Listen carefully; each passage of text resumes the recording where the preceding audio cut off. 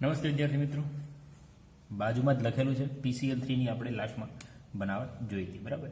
અને વાત કરી હતી ભાઈ નાઇટ્રોજનની જેમ એમની અંદર 3D કક્ષક અવેલેબલ નથી એટલે નાઇટ્રોજન 5 બંધ બનાવી શકતો નથી, પણ ફોસ્ફરસની અંદર 3D કક્ષક અવેલેબલ છે, મતલબ એ પોતાનું કક્ષક વિસ્તારી શકે છે અને જુદા જુદા બંધ બનાવી શકે છે. તો આપણે આગળ વાત કરીએ PCl5, બરાબર. ફોસ્ફરસ 3 સાથે પણ બંધ બનાવે છે અને 5 સાથે પણ. રિએક્શન ખાસ યાદ રાખજો, અહીંયા આપણે SOCl2 લીધેલું હતું, બરાબર છે, ત્યારે આપણે PCl3 મળે છે. તો આપણે PCl5 એટલે ક્લોરીન ગ્રુપ આપણે વધારે મેળવવાના છે. તો રિએક્શન જેમની સાથે વધારે થાય છે એમની અહીંયા વાત કરવાની છે. તો એ પણ જોવાનું છે કોની કોની સાથે રિએક્શન થઈને PCl5 બનાવે છે, એ ખાસ યાદ રાખજો, બરાબર. નામ થઈ જશે ફોસ્ફરસ, આ ટ્રાયક્લોરાઇડ હતું, 3 છે એટલે આ થઈ જશે પેન્ટાક્લોરાઇડ, બરાબર છે. જોઈએ સૌપ્રથમ બનાવો તો સફેદ ફોસ્ફરસની P4 પ્રક્રિયા આપણે જેમ અહીંયા આપણે 6Cl2 લીધા હતા એની કરતાં વધારે એક્સેસની અંદર એક્સેસમાં વધારે પડતા Cl લઈ લઈએ તો આપણે ડાયરેક્ટ પ્રોસેસ મળી જાય. P4ની 10Cl2 સાથે પ્રક્રિયા કરાવી દો તો આપણે મળી જશે 4 મોલ PCl5. નંબર 1 રિએક્શન એક તો આપણે જાણીએ જ છીએ. હવે જેમ અહીંયા SOCl2 ને થાયોનિલ ક્લોરાઇડ તરીકે ઓળખવામાં આવે છે, એવી જ રીતે બીજી એક પ્રક્રિયા છે કે P4 સોલિડ અવસ્થામાં છે એમની પ્રક્રિયા SO2Cl2. જોઈ લો બંને વચ્ચે તફાવત છે, SOCl2 અને SO2Cl2 બંને વચ્ચે તફાવત છે. આમને સલ્ફ્યુરાઇલ ક્લોરાઇડ તરીકે ઓળખવામાં આવે છે. નામ લખી દઉં છું, અગત્યનું છે, સલ્ફ્યુરાઇલ ક્લોરાઇડ. આ હતું થાયોનિલ ક્લોરાઇડ. આ સલ્ફ્યુરાઇલ ક્લોરાઇડ સાથે પ્રક્રિયા કરવામાં આવે તો તમને ડાયરેક્ટલી અહીંયા PCl5 મળે છે અને સાથે સાથે સલ્ફર છે એટલે કે SO2 ગેસ પણ અહીંયા જોવા મળશે.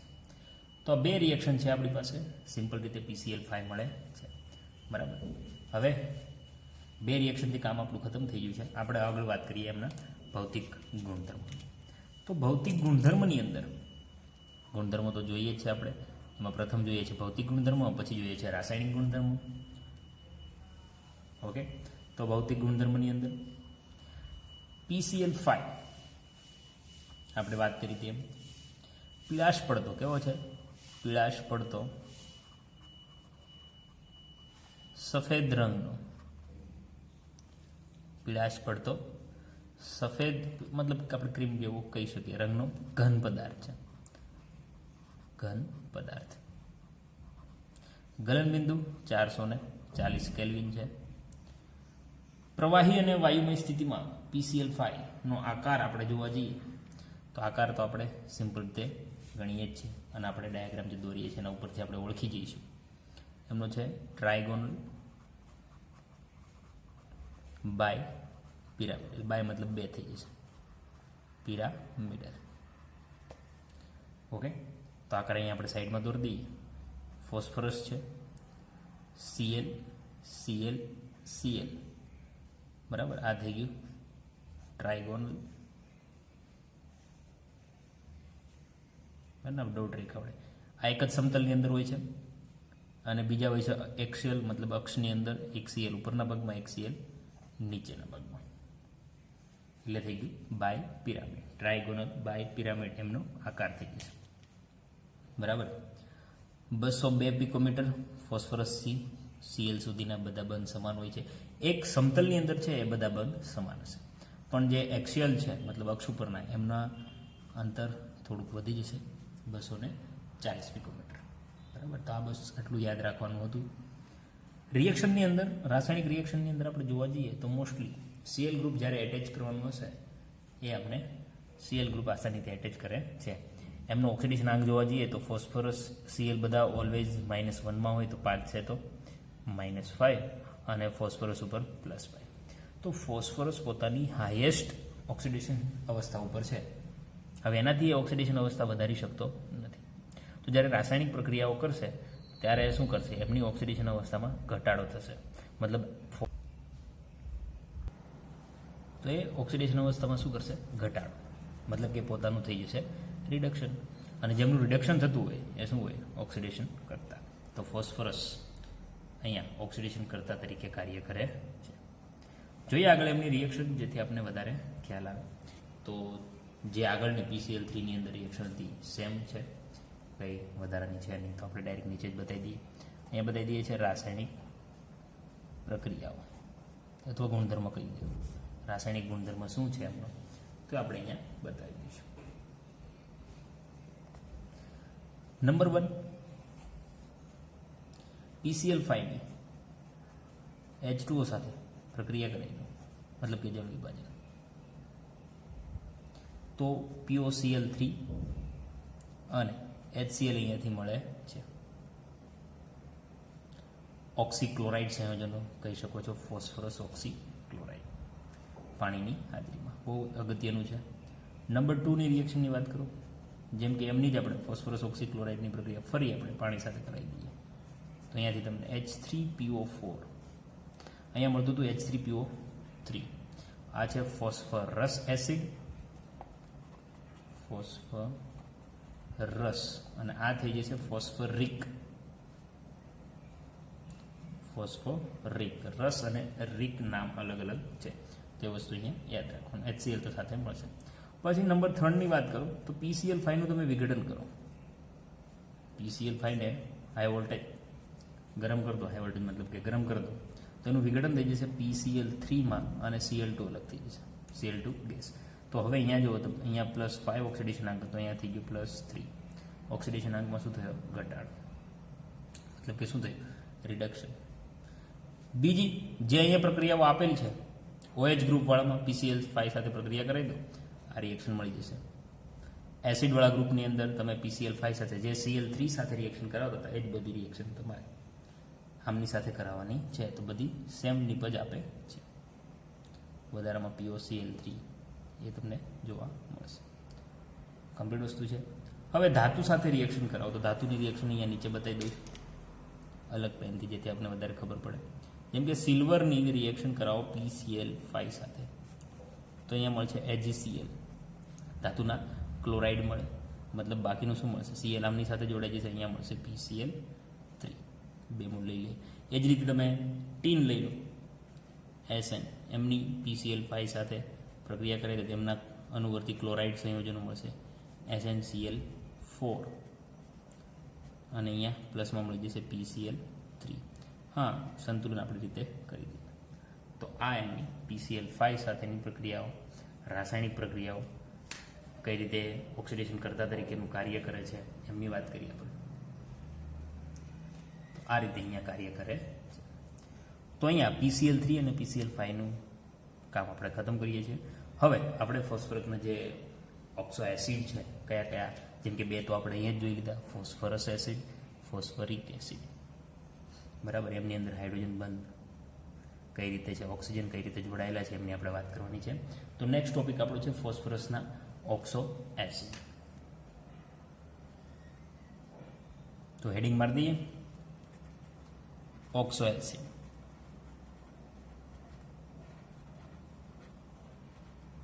નંબર 1 આપણે કોને જોઈશું? H3PO3, phosphorus acid. નંબર 2 આ બંને જોડે જ જોઈ લઈએ, ડાયાગ્રામ જોઈ લઈએ કઈ રીતે. HP4, ફોસ્ફોરિક તમે કહી શકો છો, ફોસ્ફોરિક એસિડ. આમની અંદર પૂછવામાં આવે કે એસિડ તો છે જ, ડાયપ્રોટિક છે કે ટ્રાયપ્રોટિક, મતલબ કેટલા હાઇડ્રોજન આપી શકે છે એસિડ, એમને જ કહેવામાં આવશે. તો ડાયાગ્રામ ઉપરથી આપણે ખબર પડી જશે. હા, ફોસ્ફરસ એસિડ ઓર્થો શબ્દ લાગે તો એ ખોટું નથી, ઓર્થો ફોસ્ફરસ એસિડ અને ઓર્થો ફોસ્ફરિક એસિડ. ડાયાગ્રામ જોઈ લઈએ. બધાની અંદર આપણે ફોસ્ફરસના દ્વિબંધ કોની સાથે બનાવવાના છે? ઓક્સિજન સાથે. એક વસ્તુ ડાયાગ્રામને સિમ્પલ રીતે સમજવા માટે એ ધ્યાનમાં રાખજો. જેમ કે ફોસ્ફરસ સાથે ડાયરેક્ટલી ઓક્સિજન સાથે દ્વિબંધ કરી દેવાના છે. બંનેના ડાયાગ્રામ આપણે દોરીએ છીએ. ફોસ્ફરસ સાથે દ્વિબંધથી ઓક્સિજન, બરાબર. આપણે પહેલાનો અહીંયા બતાવીએ છીએ, બીજાનો અહીંયા બતાવીએ છીએ. હવે પહેલાની અંદર જોવા જઈએ તો ફોસ્ફરસ આવી ગયો, 1 ઓક્સિજન આવી ગયો, 3 હાઇડ્રોજન છે અને 2 ઓક્સિજન બાકી રહ્યા. તો અહીંયા આપણે બતાવી દઈએ છીએ ઓક્સિજન સાથે 1 હાઇડ્રોજન, ઓક્સિજન સાથે 1 હાઇડ્રોજન અને હજી 1 હાઇડ્રોજન છે અહીંયા બતાવી દઈએ છીએ. તો જે ઓક્સિજન સાથે હાઇડ્રોજન જોડાયેલા છે એ આસાનીથી ઇલેક્ટ્રોન ઓક્સિજન લઈ લે છે અને આસાનીથી ત્યાંથી છૂટા થઈ શકે, મતલબ અહીંયાથી 2 હાઇડ્રોજન રિમૂવ થઈ શકે છે. ફોસ્ફરસ સાથે જે ડાયરેક્ટલી હાઇડ્રોજન અટેચ છે એ રિમૂવ થઈ શકતો નથી. બરાબર છે, વિદ્યુત ઋણતાના હિસાબથી બંનેની વિદ્યુત ઋણતા સેમ જેવી થઈ જશે, એટલા માટે આ બંધ તૂટશે નહીં. તો કેટલા હાઇડ્રોજન આપી શકશે ફોસ્ફરસ એસિડ? 2 હાઇડ્રોજન. તો 2 એટલે ડાય, એટલે કે હાઇડ્રોજન એટલે પ્રોટોન થઈ જશે, એટલે આમને ડાયપ્રોટિક એસિડ તરીકે પણ ઓળખવામાં આવે છે. કોને? H3PO4. 2 હાઇડ્રોજન આપ્યા એટલા માટે. કમ્પ્લીટ વસ્તુ છે. એમ આમનો પણ ડાયાગ્રામ દોરીએ. PO4 છે, 1 ઓક્સિજન વપરાય છે, 3 હાઇડ્રોજન ને 3 ઓક્સિજન, તો આ બધા જ જોડેલા હશે.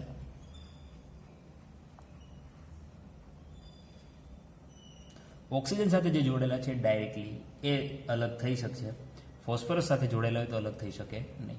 તો અહીંયા ઓક્સિજન સાથે 3 જોડેલા છે, તો 3 હાઇડ્રોજન છૂટા થઈ શકે છે, એટલે આમને શું કહેવામાં આવશે? ટ્રાયપ્રોટિક. શું કહેવામાં આવશે? ટ્રાયપ્રોટિક. બરાબર છે. તો આ રીતે ફોસ્ફરસ એસિડ ડાયપ્રોટિક છે, ફોસ્ફોરિક એસિડ એ ટ્રાયપ્રોટિક છે. આ રીતે તમે ડાયરેક્ટલી કહી શકો છો. પીએચ બંધની કેમ નથી થઈ શકતા? તો આમાં પીએચ બંધની વિદ્યુત ઋણતા એક સરખી હોવાના લીધે એ અલગ થઈ શકશે નહીં. જ્યારે ઓક્સિજન અને હાઇડ્રોજનમાં વિદ્યુત ઋણતાનો મોટો તફાવત છે, તેથી આરામથી અલગ થઈ શકે છે. બરાબર છે. નિર્બળ ટ્રાયપ્રોટિક એસિડ છે અહીંયા. તો ફોસ્ફરસ પરમાણુની આસપાસ અન્ય પરમાણુ સમચતુષ્ફલકી આકારમાં ગોઠવાયેલા છે. બંનેનો આપણે વિયોજન અચળાંક પણ ગણી શકીએ છીએ. તો વિયોજન અચળાંક પર એટલું બધું મહત્વ છે નહીં, પૂછવામાં આવતો નથી. તો 2 એસિડ અહીંયા તમને બતાવેલા છે. હજી છે, પણ એ ડાયરેક્ટ પછી ડાયમર ને ટ્રાયમર સ્વરૂપમાં હોય છે. મતલબ કે જેમ કે આપણે ડાયફોસ્ફોરિક એસિડની વાત કરીએ, અહીંયા જ બતાવી દઈએ છીએ. બરાબર, બધાના ડાયાગ્રામ અહીંયા બતાવતા જઈએ છીએ. આગળ વાત કરીએ ડાયફોસ્ફોરિક એસિડ. કયો છે? Phosphoric acid.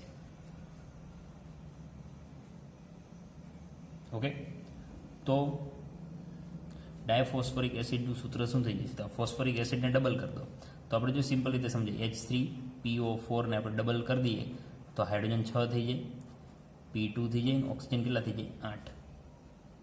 બરાબર છે. પણ જ્યારે બંધ બનાવશો તો આ જોડાઈ શકે નહીં, એટલે એક ઓછા કરી દેવાના છે. તો હાઇડ્રોજન અહીંયાથી જ્યારે બંધ બનશે, આપણે બંનેને બતાવીએ અલગ અલગ. H3PO4 કઈ રીતે બતાવશો આપણે? તો નીચે બતાવી દઈએ. ફોસ્ફરસ સાથે દ્વિબંધથી ઓક્સિજન બતાવતા હતા, ઓક્સિજન સાથે હાઇડ્રોજન બતાવતા હતા. ફરી અહીંયા ઓક્સિજન સાથે શું હતું? હાઇડ્રોજન. અને અહીંયા શું હતું? ઓક્સિજન સાથે હાઇડ્રોજન. આવું હજી ઘણું બાજુમાં બતાવી દઉં. ડાયફોસ્ફોરિક એસિડ છે એટલે 2 વખત. બરાબર ને? તો ફોસ્ફરસ સાથે દ્વિબંધથી ઓક્સિજન, ઓક્સિજન સાથે હાઇડ્રોજન, ઓક્સિજન સાથે હાઇડ્રોજન, અને અહીંયા ઓક્સિજન સાથે હાઇડ્રોજન. બરાબર ને? પ્લસ કરી દેવાના છે. એનહાઇડ્રાઇઝ પણ તમે કહી શકો છો. તો માત્ર એક પાણીનો અણુ દૂર કરી દેવાનો છે, H2O. શું દૂર થઈ ગયા? H2O. તો આપણે જે ડબલ કરતા જે સૂત્ર મળ્યું છે એમાંથી એક H2O દૂર કરી દો, H2 એટલે 2 હાઇડ્રોજન ઓછા થઈ ગયા, એટલે શું બની ગયું? H4. P2 એમને રહેશે. O એટલે યાદ કેટલા થઈ ગયા? 7. H4P2O 7 એ થઈ જશે ડાયફોસ્ફોરિક એસિડનું સૂત્ર. સિમ્પલ રીતે આપણે યાદ રાખી શકીએ છીએ, માત્ર પાણીનો અણુ અહીંયાથી દૂર કરવાનો છે. બરાબર છે. એ જ રીતે પાયરોફોસ્ફોરિક એસિડ કીધું હોય તો બરાબર, તો તમે પાયરોફોસ્ફોરિક એસિડ પણ બનાવી શકો. ટ્રાયફોસ્ફોરિક એસિડ કીધું હોય તો તમે અહીંયા 3 અણુને જોડી શકો છો. મતલબ અહીંયા G1 પ્લસ કરીને હાઇડ્રોજન, પછી કોણ આવશે? આ ચેન આગળ પણ આવશે. સિમ્પલ રીતે તમે સમજી શકો છો, માનું છું ત્યાં સુધી. તો આગળ આવશે, અહીંયાથી એક પાણીનો અણુ દૂર કરી દો. બરાબર છે. તો હું સિમ્પલ તમને સૂત્ર લખી દઉં. તો અહીંયા ડાયરેક્ટલી તમને ટ્રાયફોસ્ફોરિક એસિડ કીધું હોય તો એ થઈ જશે H5P3O10. ટ્રાયફોસ્ફોરિક એસિડનું સૂત્ર આ છે ડાયફોસ્ફોરિક એસિડ, આ છે ટ્રાયફોસ્ફોરિક એસિડ. બરાબર. તો એમની અંદર કોમન તમને શું જોવા મળશે? એકને એકમ વારાઘડીએ પુનરાવર્તન થાય છે. કયું? એક હાઇડ્રોજન છે, બરાબર, 1, 2 અને 3 ઓક્સિજન છે, અને એક ફોસ્ફરસ, એટલે કે એક અણુ પુનરાવર્તન થાય છે HPO3. તો જેમ જેમ તમે એકમ 3 વખત પુનરાવર્તન થાય છે એટલે ટ્રાયફોસ્ફોરિક એસિડ, 2 વખત પુનરાવર્તન થતા હોય તો ડાયફોસ્ફોરિક એસિડ. બરાબર. અને એન ટાઈમ પોલિમર, થોડું એવું તો યાદ હશે જ તમને, હજી ભણવાનું બાકી છે, પણ પોલિમર છે તમે જાણતા. એમની અંદર એકને એક એકમ શું થતું હોય? પુનરાવર્તિત થતું હોય. તો આ એક એકમ વારાઘડીએ તમે ચેઇન બનાવતા જાઓ, આગળ આગળ સાંકળની જેમ કડીઓ જોડતા જાઓ, તો પછી જે બનશે એ સીધી છે પોલીમેટાફોસ્ફોરિક એસિડ. શું બની જશે? Poly meta phosphoric acid. આગળ આગળ કડીઓ જોડાવા મળશે. તો આ રીતે એમના એકમો જોડાતા જશે. બરાબર છે. તો તમે આ રીતે સિમ્પલ રીતે અહીંયા સમજી શકો છો. પુનરાવર્તન થતો ભાગ કયો હશે? ફોસ્ફરસ સાથે દ્વિબંધી ઓક્સિજન, ઓક્સિજન, ઓક્સિજન હાઇડ્રોજન, આ 3 અહીંયા પુનરાવર્તન થતા ભાગ છે. તો આ હતું એમના ઓક્સો એસિડ. તો અહીંયા આપણે 15મા સમૂહનું કામ પૂરું કરીએ છીએ. ફોસ્ફરસ અને નાઇટ્રોજન વિશે મેઇનલી 2 સભ્યો વિશે આપણે ભણવાનું હોય છે, જે અહીંયા પૂરું થાય છે. હવે આપણે આગળ વાત કરીએ ધીમે ધીમે સમૂહ 16ની. થોડો ટાઈમ આપણે વેસ્ટ નથી કરવો.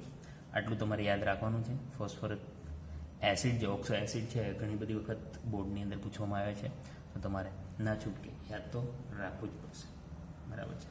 ચલો આગળ વધીએ સમૂહ 16 તરફ.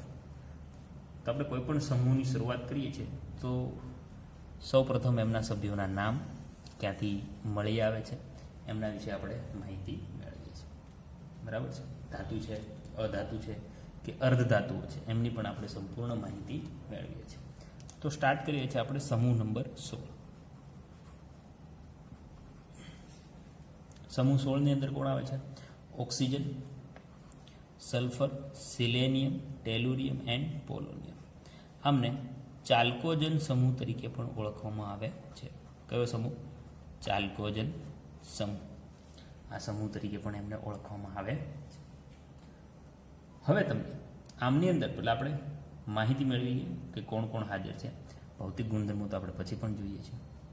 ક્યાંથી મળી આવે છે, એમની ઇલેક્ટ્રોન રચના શું છે, બધાના આપણે પ્રાપ્તિ સ્થાન વિશે પણ માહિતી મેળવવા. તો પ્રાપ્તિ સ્થાન ફટાફટ બતાવી દઈએ છીએ આપણે.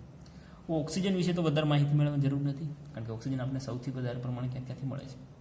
વાતાવરણમાંથી 21%. એનાથી પણ વધારે એ જમીનમાં રહેલો છે, કારણ કે આપણે કોઈ પણ ધાતુ જોઈ છે એ ઓક્સાઇડ સ્વરૂપમાં વધારે પ્રમાણમાં મળી આવે છે. તો ઓક્સિજન પૃથ્વી પર સૌથી વધુ પ્રમાણમાં મળી આવતું તત્વ છે. બરાબર છે. પૃથ્વીના પોપડામાં દળના 46.6% જેટલું. કેટલું? 46.6% જેટલું પૃથ્વીના પોપડામાં ઓક્સિજન તત્વ અસ્તિત્વ ધરાવે છે. સૂકી હવામાં રહેલો છે. કેટલો છે વાતાવરણમાં? 21% જેટલો, 20.96% જેટલો. બરાબર. પછી સલ્ફરની વાત કરો તો સલ્ફર મોસ્ટલી જ્વાળામુખી જ્યારે પહાડની અંદર જોવા મળે છે, તો એ જ્વાળામુખીની અંદર સલ્ફર રહેલો છે, વોલ્કેનો જેને કહેવામાં આવે છે. બરાબર. તો સલ્ફર પૃથ્વીના પોપડામાં 0.03થી લઈને 0.1% જેટલો હોય છે. 0.03થી લઈને 0.1% જેટલો સંયોજિત સ્વરૂપમાં જોવા મળે છે. તમે કોઈ પણ ધાતુ લઈ લો, જેમ કે FeS છે, ઝિંક સલ્ફાઇડ છે, લેડ સલ્ફાઇડ છે, સલ્ફાઇડ સ્વરૂપમાં જોવા મળે છે, અને ખાસ કરીને જ્વાળામુખીમાં વધુ જોવા મળે. સલ્ફેટ સંયોજનોમાં જોવા મળે છે, જેમ કે કેલ્શિયમ સલ્ફેટ છે. બરાબર. એમના સૂત્રો પણ છે કેલ્શિયમ સલ્ફેટ. પછી MgSO4, જેને ઇપ્સમ સોલ્ટ તરીકે ઓળખવામાં આવે છે. ઇપ્સમ સોલ્ટ યાદ રાખજો બધા નામ. જીપ્સમ કોને કહેવામાં આવશે? તો Ca કેલ્શિયમ સલ્ફેટને જીપ્સમ તરીકે ઓળખવામાં આવે છે. પછી બેરાઇટ છે, BaSO4 અને બેરાઇટ તરીકે ઓળખવામાં આવે. આ બધા શું છે? સલ્ફેટ સંયોજનો, જેમની અંદરથી સલ્ફર આપણે મળી આવે છે. કમ્પ્લીટ વસ્તુ છે. હા, જે આપણે મેઇન ધાતુના નામ તો રહી ગયા, આપણે જોઈ ગયું છે. બરાબર. ગેલિના. પછી ઝિંક બ્લેન્ડ, ZnS ને ઝિંક બ્લેન્ડ તરીકે. કોપર પાયરાઇટ્સ CuFeS2 સ્વરૂપે પણ મળી આવે છે. સલ્ફર ઈંડા, પ્રોટીન, લસણ, ડુંગળી, વાળ અને ઊનમાં રહેલા કાર્બનિક પદાર્થોમાં પણ સલ્ફર રહેલું હોય છે. ચલો આગળ બહુ વાત નથી કરવી. સિલેનિયમ અને ટેલુરિયમ એ પણ સંયોજન સ્વરૂપમાં, સિલેનાઇડ અને ટેલુરાઇડ સંયોજનના સ્વરૂપમાં મળે આવે છે. મોસ્ટલી બંને અર્ધધાતુઓ છે. બરાબર. જે પોલોનિયમ રેડિયો એક્ટિવ છે, વધારે માહિતી નથી મળતી. રેડિયો એક્ટિવના સંપર્કમાં વધારે ના રહેવાય. રેડિયો એક્ટિવ તત્વ છે પોલોનિયમ. ખનિજના, યુરેનિયમ ખનિજના ક્ષયના કારણે મળી આવે છે. તો આ હતી એમની સંપૂર્ણ માહિતી. બરાબર ને. પ્રાપ્તિ સ્થાન પણ થોડા ફટાફટ તમને કહી દીધા છે.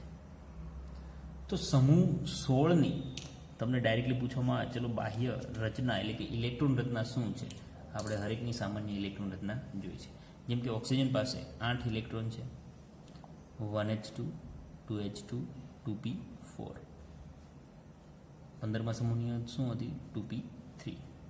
તો બાહ્ય કોષની અંદર, બાહ્ય અવસ્થાની અંદર 6 ઇલેક્ટ્રોન રહેલા છે. એટલે એમનું આપણે સામાન્ય સૂત્ર યાદ હશે. સામાન્ય ઇલેક્ટ્રોન રચના શું થઈ જશે? NH2NP4 કઈ થઈ જશે? NH2NP4. તો આ રીતે આપણે હરેક રીતે માહિતી મેળવી શકીએ છીએ. તો આપણે એમના ભૌતિક ગુણધર્મો તરફ આગળ વધીએ છીએ. તો અહીંયા જ આપણે બતાવી દઈએ છીએ, ફરીથી લખી દઉં છું: oxygen, sulphur, selenium, tellurium and polonium. NH2NP4 એમની ઓક્સિડેશન અવસ્થા છે. મતલબ કે બાહ્યકોષમાં ઓલરેડી 6 ઇલેક્ટ્રોન છે. અષ્ટકની નિયમની પ્રાપ્તિ માટે 8 ઇલેક્ટ્રોન બાહ્યકોષમાં ઈચ્છા રાખે છે. તો 2 ઇલેક્ટ્રોનની જરૂર પડે. બરાબર છે? 2 ઇલેક્ટ્રોનની જરૂર પડે છે. હવે આપણે જાણીએ છીએ કે ઓક્સિજનનું કદ સૌથી નાનું છે. તો જેમ જેમ નીચે તરફ આવશે એમ કદમાં શું થશે? વધારો. કેમ? કારણ કે નવા કોષ દાખલ થાય છે, નવી શેલ દાખલ થાય છે. બરાબર ને? તો જેમ જેમ નીચે તરફ આવો એમ કદમાં વધારો થાય છે. કદમાં વધારોથી આપણે જાણીએ છીએ ઓક્સિજન, સલ્ફર વિદ્યુત ઋણ તત્વો છે. તો ક્યારેય ઇલેક્ટ્રોન ગુમાવવાની વૃત્તિ બહુ ઓછી ધરાવે છે. પણ જો એ ફ્લોરિન સાથે જોડાઈ જશે તો ફ્લોરિન સૌથી વિદ્યુત ઋણ ઘટક છે. તો જેમ નીચે તરફ આવે એમ ધાત્વીય ગુણધર્મો પણ આવે છે. પોલોનિયમ બહુ ઓછું ધાત્વીય ગુણધર્મ ધરાવે છે. ધાતુ ક્યારેય ઇલેક્ટ્રોન મેળવતા નથી. એ શું કરશે? ગુમાવશે એટલે એમની ઓક્સિડેશન અવસ્થા કેટલી થઈ જશે? +2 જોવા મળે છે. તો 2 ઇલેક્ટ્રોનની ઈચ્છા તો બધાને છે, એટલે બધાની અહીંયા +2 તો બધાની જોવા મળશે. ઓક્સિડેશન અવસ્થાની વાત છે, કમ્પ્લીટ વસ્તુ છે. પણ ઓક્સિજન વિદ્યુત ઋણ ઘટક છે તો એ -2 સ્વરૂપમાં પણ જોવા મળશે. સલ્ફર પણ વિદ્યુત ઋણ ઘટક છે, એ પણ -2 સ્વરૂપમાં જોવા મળશે. સિલેનિયમ, ટેરિયમ પણ -2 સ્વરૂપમાં તમને જોવા મળશે. પણ પોલોનિયમ ક્યારેય -2 સ્વરૂપમાં જોવા મળશે નહીં, કારણ કે ધાતુ તત્વ થઈ જશે, ક્યારેય ઇલેક્ટ્રોન મેળવશે નહીં. પણ જો ઓક્સિજનને તમે ફ્લોરિન સાથે જોડ દો, જેમ કે અહીંયા ફ્લોરિન જોડ દઉં છું, તો ઓક્સિજન કરતાં વિદ્યુત ઋણ ઘટક કોણ છે? ફ્લોરિન. જ્યારે ઓક્સિજન અને ફ્લોરિન વચ્ચે બંધ બનશે ત્યારે ઇલેક્ટ્રોન કોણ ખેંચી રાખશે? ફ્લોરિન. તો ફ્લોરિન ઇલેક્ટ્રોનને ખેંચી રાખે તો એમના ઉપર માઇનસ આવે, ઓક્સિજનને કેવું થવું પડે? પ્લસ. તો ઓક્સિજનની +1 અવસ્થા પણ જોવા મળશે અને +2 અવસ્થા પણ જોવા મળે છે. એ જ રીતે સલ્ફર +1 +2 નહીં બતાવે. બરાબર? +2 તો અહીંયા બતાવે છે, પણ હજી એ જેમ નાઇટ્રોજન અને ફોસ્ફરસની અંદર નાઇટ્રોજનમાં 3D કક્ષક નહોતી, ફોસ્ફરસની અંદર 3D કક્ષક હતી, તો એ પોતાનું કક્ષક વિસ્તારી શકતો. તો એમ સલ્ફર ઓક્સિજન પાસે 3D કક્ષક નથી, પણ સલ્ફર પાસે તો છે. તો એ +4 અને +6 બંને અવસ્થા બતાવી શકે છે. બરાબર ને? એ જ રીતે હજી તમે નીચે આવશો તો આ પણ બંને +4 અને +6 બતાવશે. આ પણ +4 અને +6 બતાવે છે. પોલોનિયમ +4 સુધી પોતાનું કક્ષક વિસ્તારી શકે છે. ઓક્સિડેશન અવસ્થા પ્રમાણે બંધ બનાવે છે. તો અહીંયા તમને ઓક્સિડેશન અવસ્થા એમની કહી દીધી બધાની. તો સિમ્પલ રીતે આ રીતે તમે કહી શકો છો, નીચે તરફ આવતા કદ વધવાના લીધે તેમજ ધાત્વીય ગુણ તરફ આગળ વધવાના લીધે માઇનસ ચાર્જ ઘટતો જાય છે. ધાત્વીય ગુણધર્મો હોવાના લીધે એ ઇલેક્ટ્રોન ગુમાવવાની વૃત્તિ ધરાવે છે. તો નીચે તરફ આવતા -2 જે ઓક્સિડેશન અવસ્થા છે એ લુપ્ત થતી જાય છે. તો આ હતી એમના ઓક્સિડેશન અવસ્થાની વાત. બધા તમને અહીંયા લખી જશે. આપણે સિમ્પલી ઓક્સિજન 2 બંધ બનાવશે, કારણ કે એમને 2 ઇલેક્ટ્રોનની જરૂર છે. સલ્ફર પણ 2 બનાવશે. હરેક તત્વ 2 તો બનાવી શકે, પણ જેમ તમે નીચે તરફ જાઓ છો એમ 3D કક્ષક, 4D કક્ષક, 5D કક્ષક, 5F કક્ષકનો સમાવેશ થતો જાય છે, એમ પોતાનું કક્ષક વધારતા જશે, વધારે ઇલેક્ટ્રોનની ચાર્જ થઈ જશે. બરાબર છે? તો આ રીતે. તો હવે આપણે આગળ વાત કરીએ ભૌતિક ગુણધર્મની. ઓક્સિડેશન અવસ્થાની વાત થઈ ગયા પછી ભૌતિક ગુણધર્મની આપણે વાત કરીએ. ભૌતિક ગુણધર્મની અંદર આપણે શું જોઈએ છીએ? તો ભૌતિક ગુણધર્મની અંદર સૌ પ્રથમ તો કદ જોઈએ છે. Number 2 આયનીકરણ enthalpy.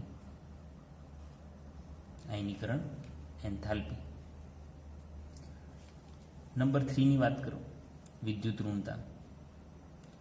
આ બધું જ આપણે જોવાનું, પણ તમે એક વસ્તુ યાદ રાખી લો, ચોથું પર છે ધાત્વીય ગુણ. તો ધાત્વીય ગુણધર્મો તો ત્યારે જ સમજી દીધું તમને.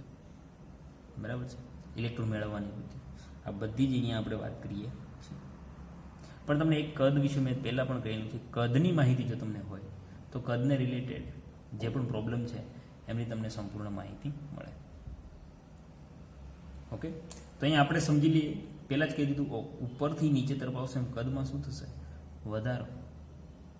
કારણ કે ઓક્સિજન સૌથી નાનું છે અને આપણે એ જ કહીએ છીએ ફેમિલી કોની છે? ઓક્સિજનની. તમને ઓક્સિજન ફેમિલી તરીકે ઓળખવામાં આવે છે. પણ હંમેશા ફેમિલીમાં જે વડીલ હોય છે એ જ કદમાં નાના હોય છે. જેમ નાઇટ્રોજન હતો, જેમ ઓક્સિજન છે, અને જેમ હજી આગળ જઈશું એમ ફ્લોરિન આવશે. ઓકે, તો આપણે ભૌતિક ગુણધર્મોની વાત કરવાની છે. તો આગળ ડીપમાં આપણે માહિતી મેળવવા માટે ભૌતિક ગુણધર્મો તરફ આગળ વધીએ. તો આપણે ભૌતિક ગુણધર્મો તરફ આગળ વધીએ. હેડિંગ મારી દઈએ છીએ ભાઈ. હેડિંગ મહત્વનું છે ભાઈ. ભૌતિક ગુણધર્મો. એમાં સૌપ્રથમ કોની વાત કરીશું આપણે? કદની. તો કદની માહિતી તો હવે તમને મળી ગઈ છે. સમૂહમાં ઉપરથી નીચે તરફ જતા કદમાં શું થાય છે? વધારો. બરાબર ને? કારણ કે નવો ઇલેક્ટ્રોન નવી જ કક્ષકમાં દાખલ થાય છે. આ રીતે તમે માહિતી આપી શકો છો. તો ઓક્સિજનથી પોલોનિયમ તરફ નીચે તરફ જતા કદ વધે છે. ઓકે, તો કદ વધવાની સાથે બીજા કયા કયા ગુણધર્મોની અંદર ફેરફાર થાય છે એ પણ સાથે આપણે. તો અપવાદ તરીકે તમે ગણી શકો કે નીચે જતા કદ વધતું હોય તો સૌથી નાનું કદમાં કોણ થઈ જશે? ઓક્સિજન. તો ઓક્સિજન કદ પરમાણુ ત્રિજ્યા તમે ગણી લો એકદમ બાકી સભ્યોની સરખામણીમાં કેવી રહેશે? નાની રહેશે. તો એક કારણ તો તમે આપી શક્યું કે નવો ઇલેક્ટ્રોન નવી કક્ષામાં દાખલ થાય છે. નવી કક્ષામાં દાખલ થાય છે. બીજું કારણ તમે આપી શકો સ્ક્રીનિંગ અસર. સ્ક્રીનિંગ અસર શું છે? તો આપણે જાણીએ છીએ કે પરમાણુનું કેન્દ્ર છે, અંદર આ રીતે એમના કક્ષાઓ છે. પહેલાની અંદર 2 ઇલેક્ટ્રોન, બીજાની અંદર 8 ઇલેક્ટ્રોન, પણ માનો કે ત્રીજાની અંદર 1 ઇલેક્ટ્રોન છે. હું સ્ક્રીનિંગ અસર સમજાવું તમને. તો આગળની પૂર્ણ ભરાયેલ કક્ષક પાછળના ઇલેક્ટ્રોન માટે શું કરશે? ઇલેક્ટ્રોન વચ્ચે શું થશે? અપાકર્ષણ. અને અપાકર્ષણના લીધે ઇલેક્ટ્રોન ક્યાં જતો રહેશે? દૂર જતો રહેશે. આ અસરને શું કહેવામાં આવે છે? સ્ક્રીનિંગ અસર. અંદરના સંપૂર્ણ ભરાયેલી કક્ષક બહારના અપૂર્ણ ભરાયેલી કક્ષક માટે ઇલેક્ટ્રોન માટે શું કરશે? રિપલ્શન, એક અપાકર્ષણ ઊભું કરશે કે અંદર પરમાણુ કેન્દ્રથી ભાઈ તું દૂર રહે. તો પરમાણુ કેન્દ્રથી દૂર રહેશે તો અંતરમાં શું થશે? વધારો. તો નીચે તરફ આવતા સ્ક્રીનિંગ અસરમાં શું થાય છે? વધારો. સૌથી વધારે સ્ક્રીનિંગ અસર એસ કક્ષકની અંદર થાય કારણ કે એ પરમાણુ કેન્દ્રની નજીકમાં હોય છે. તો બીજું કારણ તમે સ્ક્રીનિંગ અસર પણ આપી શકો છો. કદ વધવાનું કારણ નવા તત્વો માટે નવો ઇલેક્ટ્રોન નવી કક્ષામાં દાખલ થાય છે અને સ્ક્રીનિંગ અસર. બરાબર છે. એન્થાલ્પીની સાથે સાથે વાત કરતો આયનીકરણ એન્થાલ્પી. આયનીકરણ એન્થાલ્પી. એન્થાલ્પી શું છે? તો હવે વ્યાખ્યા આપવાની જરૂર નથી. બીજો સમૂહ ચાલે છે ત્યારે. બરાબર ને? મતલબ નેક્સ્ટ એમ ઇલેક્ટ્રોનને દૂર કરવા માટે આપવામાં આવતી ઉર્જા. તો જેમ ઇલેક્ટ્રોનનું આકર્ષણ પરમાણુ કેન્દ્રથી ઓછું હશે એમ ઉર્જા કેવી આપવી પડશે? બરાબર ને? ઓછી જ આપવી પડશે. એક પરમાણુ, આ છે પરમાણુ કેન્દ્ર, એક ઇલેક્ટ્રોન એકદમ નજીકમાં છે, આ છે બીજું પરમાણુ કેન્દ્ર, એક ઇલેક્ટ્રોન દૂર છે. તો ફટાફટ ઓછી ઉર્જા એ કોણ દૂર થઈ જશે? જે દૂર હશે તે. એટલે તમે કહી શકો કે આયનીકરણ એન્થાલ્પી ચલે છે 1 પરમાણુય ત્રિજ્યા. 1 તો એક છે વ્યસ્ત પરમાણુ, એટલે કે પરમાણુ ત્રિજ્યા ઓછી, આયનીકરણ એન્થાલ્પી વધારે. કારણ કે પરમાણુ ત્રિજ્યા ઓછી હોવાને લીધે પરમાણુ કેન્દ્ર નજીકમાં હશે. એકબીજા વચ્ચે આકર્ષણ કેવું હશે? સૌથી વધારે. તો તમારે ઇલેક્ટ્રોન દૂર કરવા માટે એનર્જી કેવી આપવી પડશે? વધારે. તો નીચે તરફ આવી એમ પરમાણુ કદ શું થાય છે? વધે છે. તો આયનીકરણ એન્થાલ્પી ઘટે. તો સમૂહમાં ઉપરથી નીચે તરફ આવતા આયનીકરણ એન્થાલ્પી ઘટે. કેમ? કારણ કે કદ વધે છે. વ્યસ્ત પ્રમાણમાં સંબંધ છે. વ્યસ્ત પ્રમાણમાં સંબંધ છે. આ જ સંબંધ તમે વિદ્યુત ઋણતા માટે પણ બતાવી શકો છો. કદ વધશે એમ વિદ્યુત ઋણતા ઘટશે. અને આ જ સંબંધ તમે ઇલેક્ટ્રોન પ્રાપ્તિ એન્થાલ્પી માટે પણ બતાવી શકો છો. ઇલેક્ટ્રોન પ્રાપ્તિ એન્થાલ્પી, ઇલેક્ટ્રોન દાખલ કરવા માટે. ઇલેક્ટ્રોનને દૂરથી દાખલ કરવામાં આવશે તો પરમાણુ કેન્દ્ર એમને આકર્ષી શકતો નથી. તો વિદ્યુત ઋણતા અને ઇલેક્ટ્રોન પ્રાપ્તિ માટે પણ તમે આ સંબંધ બતાવી શકો છો. પણ ઇલેક્ટ્રોન પ્રાપ્તિની અંદર વાત કરવા જઈએ તો થોડો ક્રમ ઉલટાઈ જશે. ઓક્સિજન કદમાં સૌથી નાનું હોવાથી ફટાફટ ઇલેક્ટ્રોન મેળવી શકતો નથી. કારણ કે ઇલેક્ટ્રોન વચ્ચે શું થઈ જશે? અપાકર્ષણ. બરાબર છે. તો સલ્ફર સિલેનિયમ પછી ઓક્સિજનનો નંબર આવે છે. તે વસ્તુ યાદ રાખવાની છે. તો આયનીકરણ એન્થાલ્પી પછી આપણે અહીંયા વાત કરી હતી, એમાં આપણે પ્રથમ આયનીકરણ એન્થાલ્પી, દ્વિતીય આયનીકરણ એન્થાલ્પી, તૃતીય આયનીકરણ એન્થાલ્પી એમની પણ વાત કરીએ છીએ. તો હંમેશા એમને સિમ્બોલિક શું છે? Delta H1.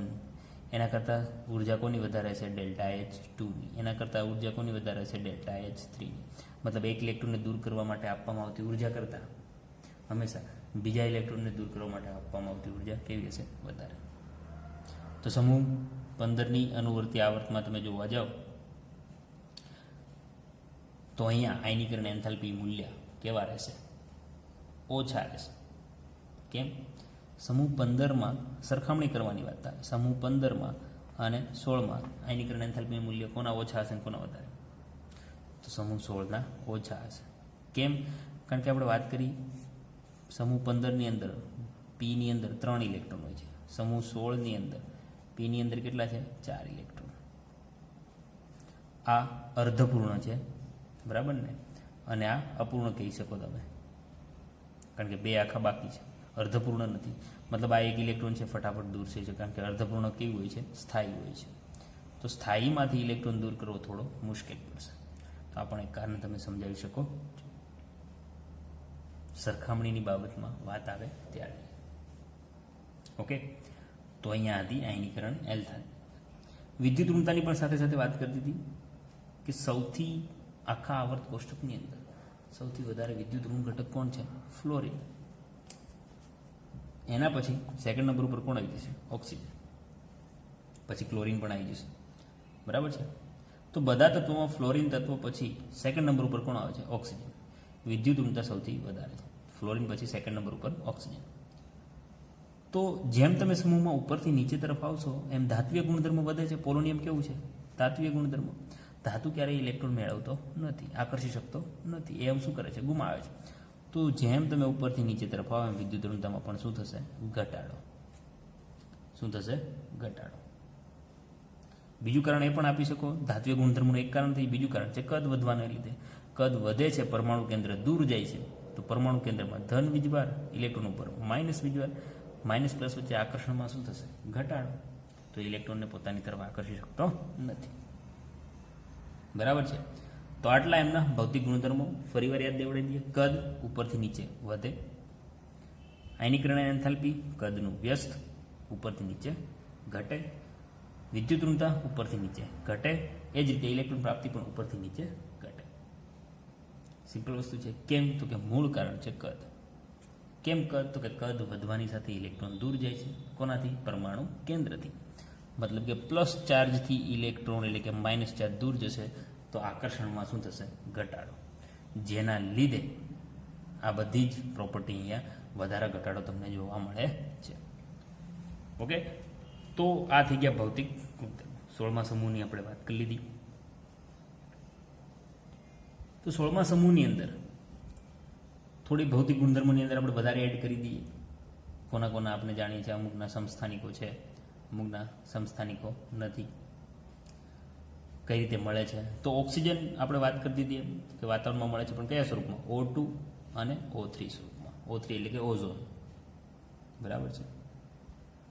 તમને બીજું કહી દઈએ કે અનુચુંબકીય અને ચુંબકીય એ ગુણધર્મ તમે જાણો છો. તો અહીંયા O2 છે એ અનુચુંબકીય છે, O3 છે પ્રતિચુંબકીય છે.